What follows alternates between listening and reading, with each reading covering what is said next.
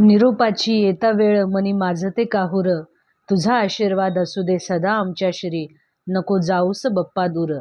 सर्व दत्त परिवारास साष्टांग प्रणिपात. दत्त माझा मी दत्ताचा.